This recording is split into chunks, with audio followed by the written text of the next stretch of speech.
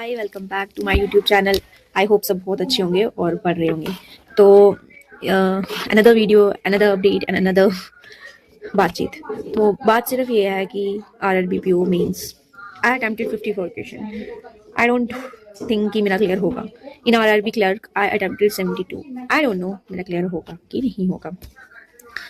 तो अब क्या करें, प्रिपेयर करें कि नहीं करें। बहुत से ऐसे एस्पिरेंट होंगे जिनको ये डाउट होगा कि मेरा क्लियर होगा कि नहीं होगा। मेरे अटैम्प्ट ये हैं, मेरे अटैम्प्ट वो हैं, कट ऑफ इतना है, कट ऑफ उतना रहता है। बहुतों ने 80 आउट ऑफ 80 किए हैं, बहुतों ने in P O 60 out of 80 किए हैं। हम क्या करें, हमने तो इतना नहीं किया है। मतलब होता है ना, सबको होता है, मुझे भी हो ही रहा है।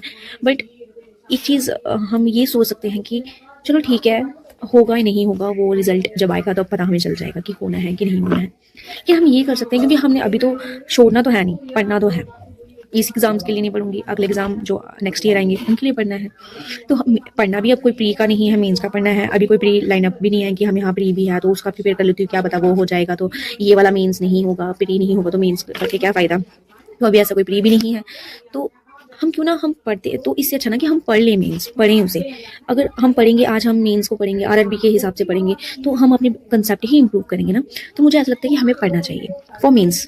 आगे होगा नहीं होगा वो बात की बात रही, बट हमें पढ़ना चाहिए। अगर हम पढ़ेंगे तो एक तो नेक्स्ट टाइम के लिए हम प्रिपेयर होंगे। और मेरे को ना 1.5 साल हो गया एग्जाम देते हैं। ठीक है, मेरे प्री क्लियर हो जाते हैं, मेंस नहीं होता मेरा clear. And in IBPS PO mains का स्कोर कार्ड देखने के बाद मुझे रियलाइज़ हुआ है कि जिसको आप अपना स्ट्रॉन्ग सब्जेक्ट समझते हो ना, वो आपका स्ट्रॉन्ग नहीं है। आपको हर एक पे एवरेज होना पड़ेगा ताकि आप बैलेंस करके चल सको। तो आपको ये नहीं करना है कि आपको एक सब्जेक्ट को बहुत मान्यता देनी है और बाकियों को लेस कर दो।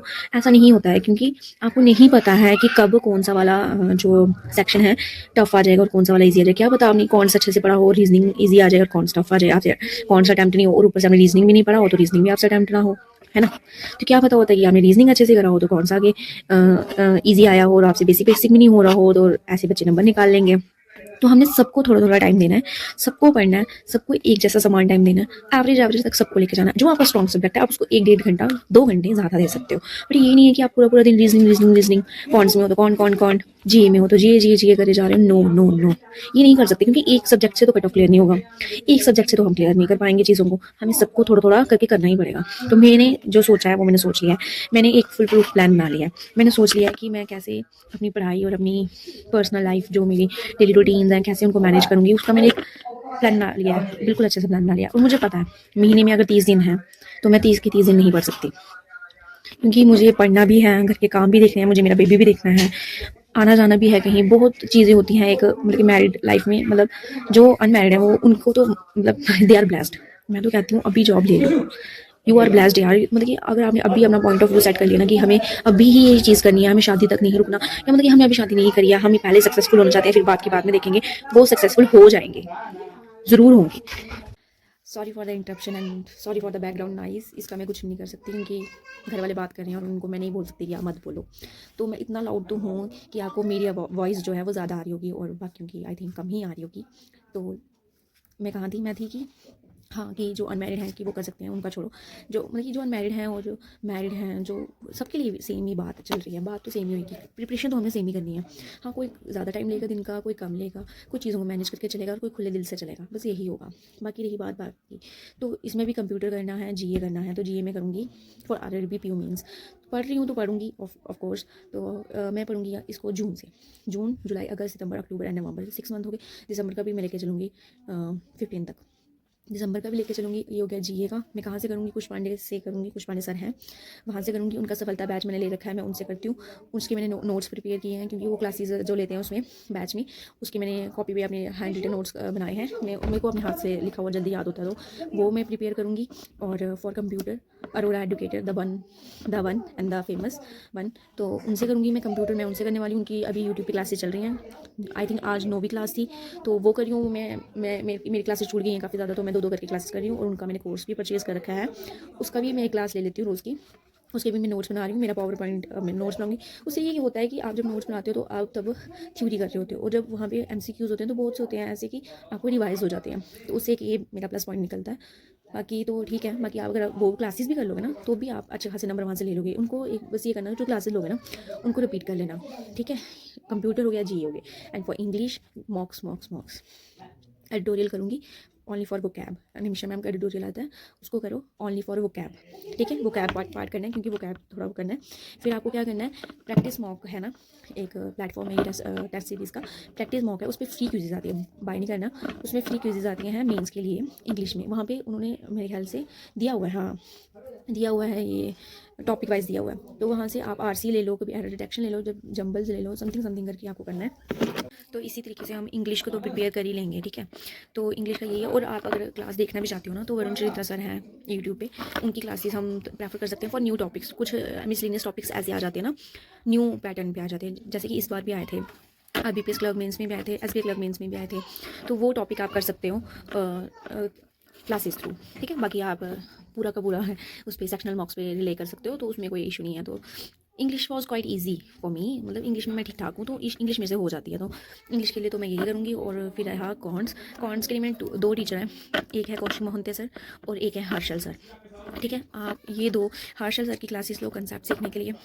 कंसेप्ट आपको दोनों क्लासेस में सीखने को मिल जाएंगे। वो नहीं है कि वहाँ से आपको कुछ अलग ना मतलब कि दोनों क्लासेस आपको कंसेप्ट सीखने के लिए मिल जाएंगे। बट हर्षल सर की क्लास ये होगा कि आपको बहुत सी चीज़ें ऐसी कि आप ग्रैप्स कर पाओगे। क्लासेस लो उनकी, और कौशिक मोहंती सर की क्लासेस फिर उनकी लगाओ।